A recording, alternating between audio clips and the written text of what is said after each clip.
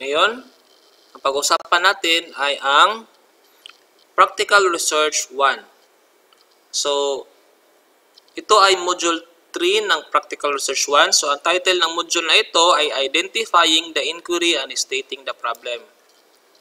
So, ito yung kanyang contents. Ito yung module, no, na bigay ng DepEd. So, kung gusto nyo i-download ito, tingnan nyo lang yung nasa description box. Click nyo lang yung link at ma-download nyo na ang module 3 na ito. Okay, ito yung contents. Then, table of contents. Meron lang itong dalawang lesson, no, sa module 3. First lesson is the subject matter of the research. So, malaman nyo dito kung paano gumawa ng title or ng topic. Okay? Saka sa lesson 2, the research problem and research questions. So, gagawa rin kayo ng research problem. Pag-identify kayo ng research problem at gagawan nyo ng research question. Okay? Ito yung mga parts ng research and hopefully magagawa ninyo, no, in this module 3. So, what I need to know? So, ito yung mga objectives na sa module 3. So, first is design a research project related to the daily life. Then, second, write a research title. Describes the reason for conducting the research. State the research questions. Scope and delimitation of the research. Then, benefits and statement of the problem. Okay, these are the objectives, no? And hopefully, gagawa kayo nito. Magagagawa kayo nito. So, what I know, so ito ay pre-test, no? Sagutin nyo lang sa malinis na papel. 10 items pre-test. Okay, ito yung lesson 1. So, ang lesson 1, topic ng lesson 1, the subject matter of the research. So, ano ba tong the subject matter of the research? So, developing a good research topic may not be easy for you, but it is an important skill. No? Your teacher may assign you to a particular topic, but often requires you to choose a topic that interests you. So in this lesson, you are given the guidelines in choosing a topic when you begin on your research work. So this pointer, so dito sinasabi, no, na mag-identify kayo or hindi kayo mag-identify, bibigyan kayo ng teacher ninyo ng topic, no? Kasi yung research title, magsisimula sa topic. At yung topic, magsisimula sa problem. So first, identify muna natin yung topic or problem na gusto niyong pag-usapan. So what's in, no? In the previous lesson, sa module 2, you learned to illustrate the importance of qualitative research across fields of inquiry. So sa module 2, pinag-usapan natin yung types of research. May iba-iba kasing klaseng qualitative research, no? Marami sila, mayroong ethnography, case study, phenomenology. So, depende sa interest niyo kung anong klase na qualitative research ang pipiliin niyo. Kasi sa sinabi ko, merong case study, ethnography, phenomenology, and so on. Marami sila. So, the areas of discipline that are classified into soft and hard sciences, yung mga soft sciences, ito yung mga literature, mga social sciences, education, soft sciences yan. Yung mga hard sciences, ito naman yung mga physics, astronomy, yung mga fixed talaga, yung 1 plus 1, yung sinabi ko pa noon sa discussion natin sa last module, 1 plus 1 is 2, that is hard science. Pero sa soft science, 1 plus 1, pwede maging 11. Now that is, it depends, no? Kasi hindi kasi ito nagfo-follow talaga ng wala siyang konkretong step, no? Kasi depende lang. Depende ito. So soft science. And assist you to understand where you really fit, no? Okay? So what's new? So what is research title? So gagawa kayo ng research title.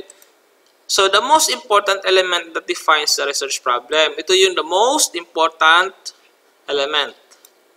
Then it usually read first and the most read part of the research. So syempre, kung meron kayong research, ang unang titingnan dyan ay yung title niyo. Okay? So number 3, it contains the least words enough to describe the content. So sa title pa lang malalaman kung ano na. Then it can be revised at any and many times as the research develops and reach its final phase. So it becomes final on its final defense before the panel of judges. So ang title talaga, kaya nga title ay sometimes or somehow nagiging flexible. Depende sa topic ninyo. Basta yung topic ay nandyan, yung title ay kung alam nyo na kung ano yung gagawin ninyo, pwede nyo nang i-gawin yung title ninyo base sa topic na gusto nyo at gagawin ninyo. Okay? So, elements of research title. Ano ba yung mga elements ng research title? So, the research title does not need to be entertaining but informative. So, dapat, yung research title nyo, walang masyadong parte, dapat informative siya. Pero kadalasan, meron ding ginagamitan na sometimes for example, the love between subject and verb, agreement, the quarrel between, ganyan. Merong mga para catchy yung title. Depende rin sa teacher ninyo kung i-allow sa inyo. So, a part of research title has the following information. So, sa title, merong what, then merong where, who, and when.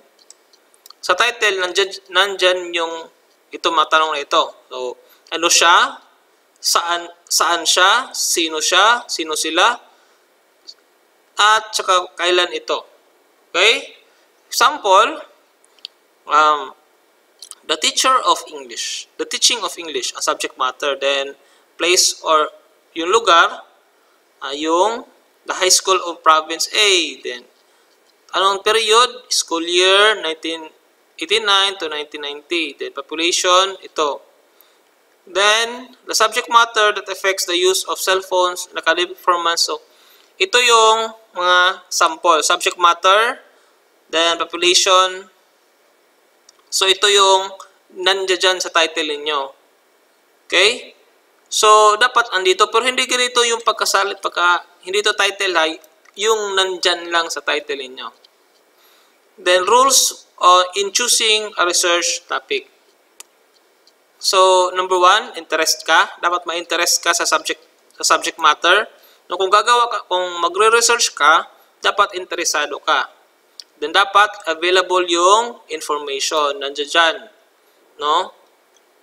Then, third, timeliness. Kaya mo lang tapusin yung research sa ilang buwan, 4 months, or sa isang SEM. Then, limitations of the subject. Dapat alam mo kung ano yung subject o ano yung topic. Kasi mahirap kung magre-research ka tapos hindi mo alam yung topic.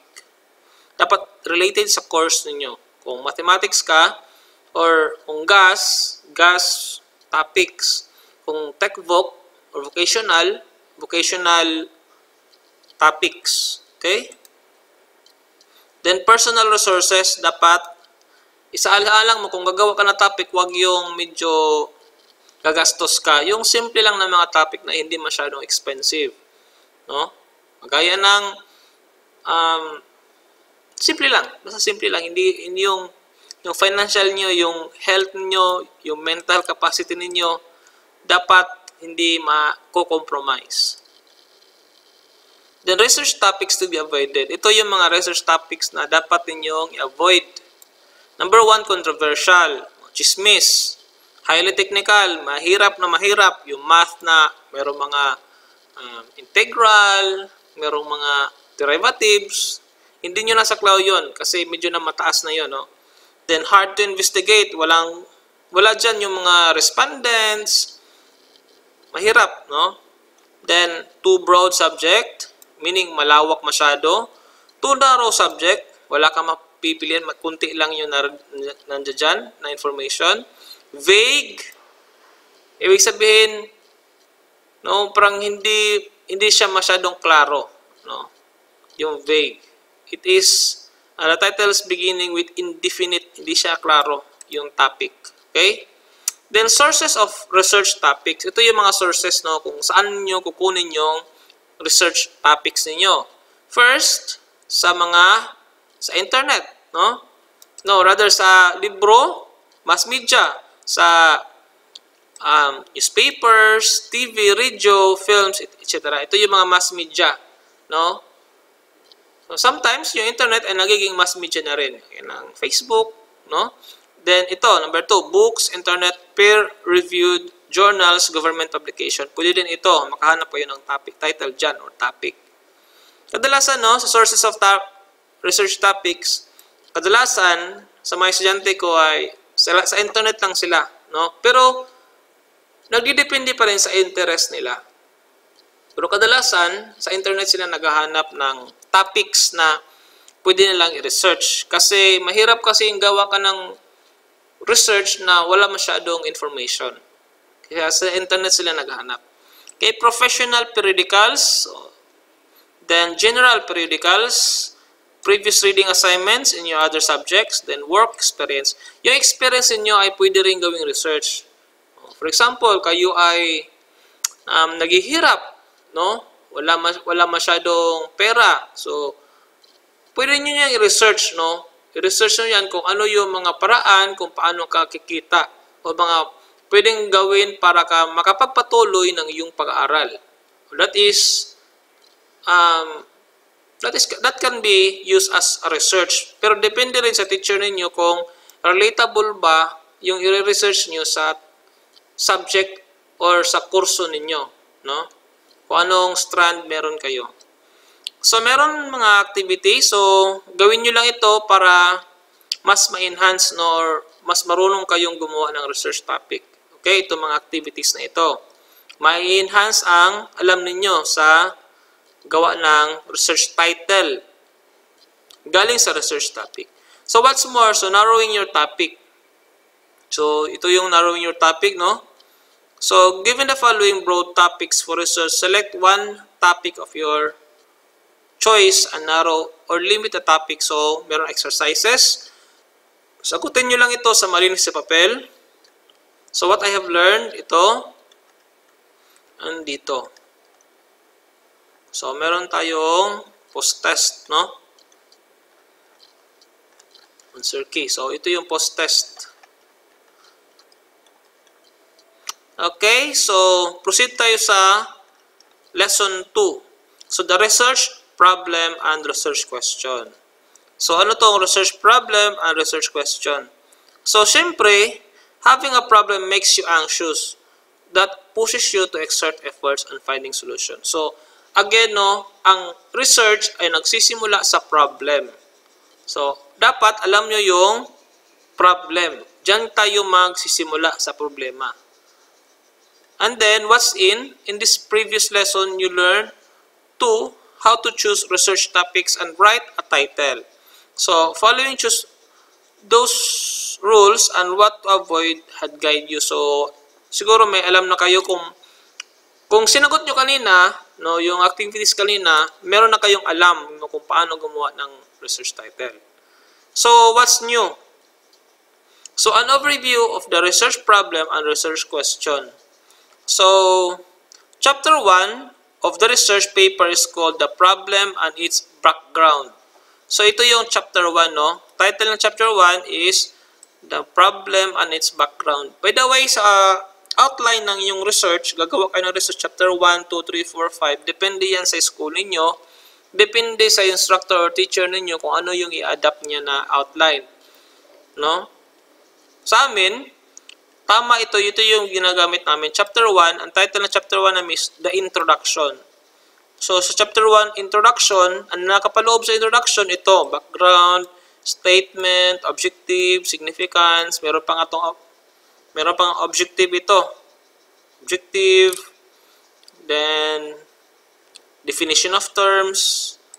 So, sample lang ito, no, ng compose of the following section sa introduction. So, what is research problem? So, nakita nyo kanina na part ng research section ang research problem. So, ano yung research problem?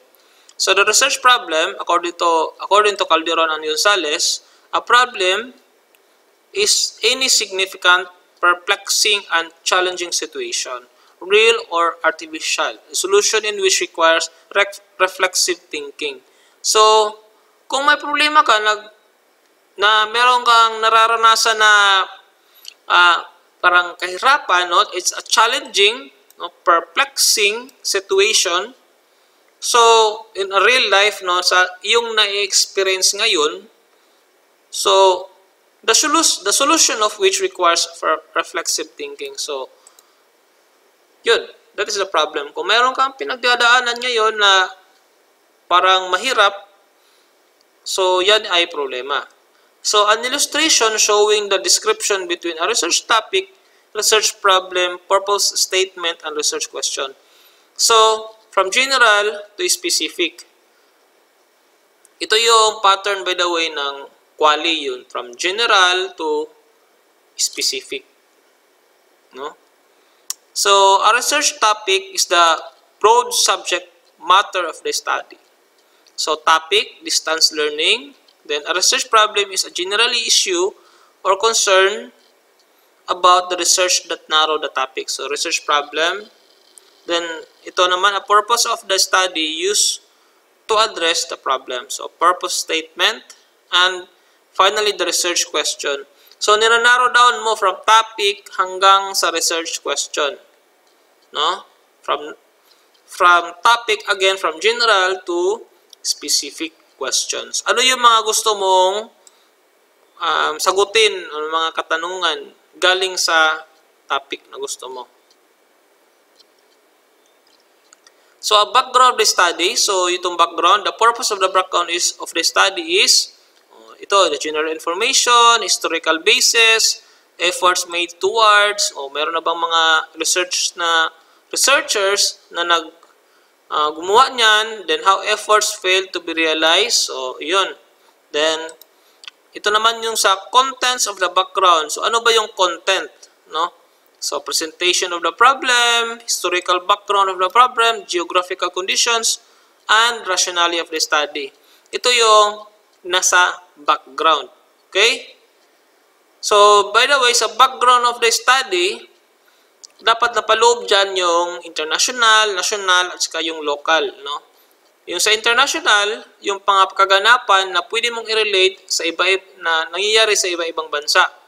Sa national, sa Pilipinas, at sa local ay ang experience ninyo sa lugar ninyo, locality.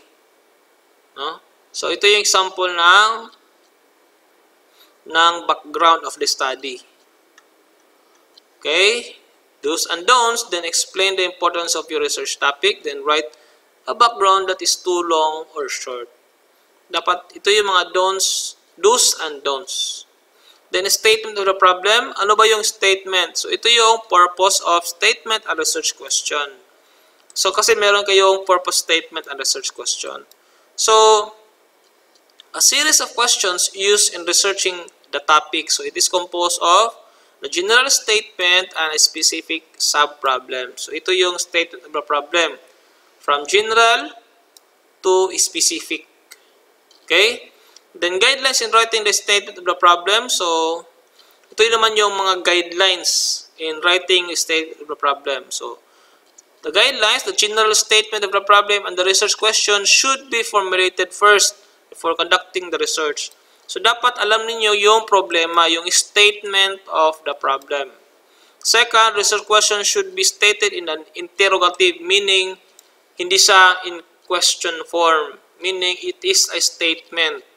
Klaro siya, hindi siya nagtatanong.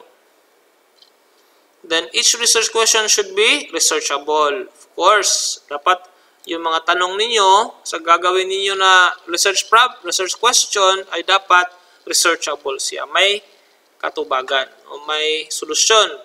Then, answers to this question can be interpreted apart from the answers to the other specific questions. Then, the summary of the answers to all specific questions will give a complete development of the entire study.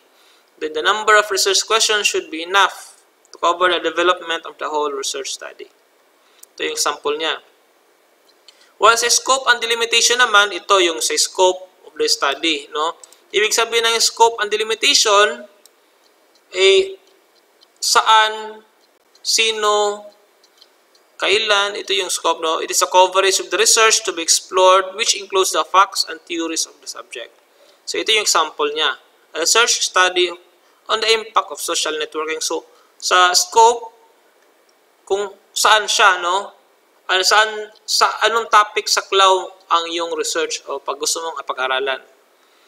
Now, the limitation, it limits the scope and outlines the boundaries of the study. So, yung mga hindi kasali, na gusto mong isali, pwede. Yan yung tinatawag na delimitation, no? Kasi, for example sa school ninyo, kung gusto niyo pag-aralan yung sa section lang ninyo, that is scope, no? Kung sa school lang ninyo. Pero kung yung target mo ay gusto mong isali yung kabilang section kasi meron ka nakita na parang kailangan isali doon, so that is delimitation. Isasali mo yung nasa labas. Okay? Or kahit yung hindi kasali sana, isasali mo. So, the sample size, so these limitations include the following. The sample size, kung sino, ilan sila, lack of availability. So, ito yung mga, kung gusto mong isali, lack of prior studies, choose data collection method, nature, access, time period, bias, language. Ito yung mga limitations. These limitations include the following. So, ito. Pero, kaya nga, ibig sabihin ng delimitation, yung mga limitasyon na gusto mong isali or ayaw mong isali. Okay, ito yung mga examples nila. Then, significance. So, the significance of the study discuss the purpose, no, of the research. Serve to society, the country, the government, institution. So, that is the significance. Para saan, ano ba yan? Anong mapapala natin sa research mo? Then, describes the contribution to the society. No? Dapat merong contribution sa atin, sa lipunan. No? It could be the following: a form of new knowledge, validation, verification, analysis. So, yan, yung pwedeng maging dahilan kung bakit siya ay significant. No? Then, the researcher must identify specifically the beneficiaries who will directly gain from the result of the study. So, yun, kung sino yung makaka-benefit ng research mo, pwede mong identify sa iyong statement. Ito yung sample niya. To the students, to the administrators, to the teachers. So, ito yung kanyang significant, no? Bakit importante? Ano ba yung purpose para saan, no? So, ito sila yung makakabenepisyo sa society. Okay? So, presenting the statement of the problem. First is introduction. No? The following section composed of the presentation of the written statement of the problem.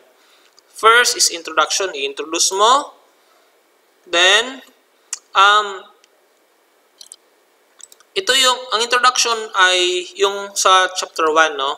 Which is, state briefly the background. Ito yung, under sa chapter 1, background of the study. Ano ba yung problema? Then sa part ng introduction, meron tayong statement of the problem, scope and delimitation, significance of the study. Ito yung part, no? Sample lang ito kasi marami. Pwede pa nga itong lagyan ng definition of terms. So, dito sa sample natin, 4 lang sila. So, kung may tanong kayo, just comment below, no? Sagutin niyo itong mga tanong na naririto para ma-enhance ninyo ang inyong skills sa paggawa ng research, especially sa chapter 1. Chapter 1 kasi ito, nabilong, ng mga tanong, mga exercise na ito. Okay? Kung may tanong kayo, kung saan meron bang halimbawa ng mga sagot nito, kayo na yung magsulat niyan. Kasi yung meron lang tayo dito na answer key ay yung pre-test at saka yung post-test. Okay? Okay, that's all and thank you for watching.